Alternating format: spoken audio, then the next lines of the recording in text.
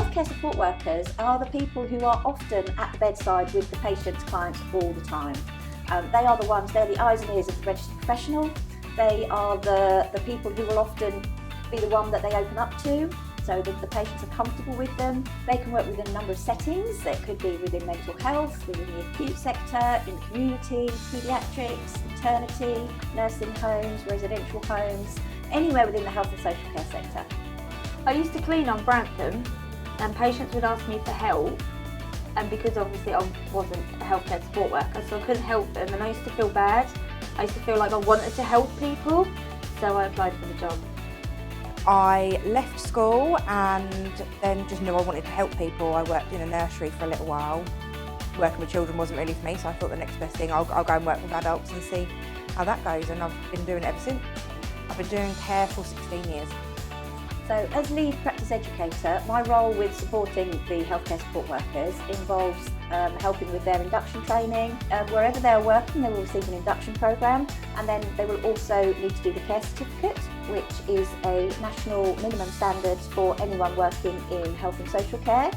That is a national qualification, so once that is achieved, they can take it anywhere within the health and social care sector across the UK. We had a week in the classroom, so we done like obviously our induction, and then we've done our manual handling training on obviously the OBS machines, how to use them, and then when you work on the ward, you're 2 weeks supernumerary, so you're working with somebody for 2 weeks before you work on your own or with nurses. The nurses they're there to help you, they're very supportive, and yeah, it just takes time like any job. You're nervous, but it's definitely worth it. So it's a lot of e-learning, but also a lot of face-to-face training as well, manual handling, you have to do a specific medication, care certificate, MVQs if you want to do that, and then you get your basics like health and safety, fire, food. Healthcare support worker, I come in, I allocate the staff, I do medication round, I update care plans, do referrals, district nurses, occupational health. And when they thank you, sometimes you'll get some patients will say, "Thank you so much for what you've done for me today," and that's a very rewarding job to know that you've helped someone. One of the things I love about this role is just making people happy, especially, you know, it could be their last months, years, days, just to put a smile on their face. Anybody could become a healthcare support worker. You need to have the passion and the desire to care for people. You need to want to do this.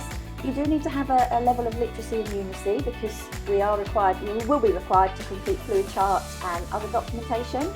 So have a look at NHS jobs. All of our healthcare support worker jobs will be advertised there. Some organisations do taster days, which helps you learn a little bit more about the role before you join. I would also say if you can't get along to a taster day, make sure that you do have a look at what the healthcare support worker role involves. But if you've got the passion, the desire, we would absolutely love to see you join one of our organisations.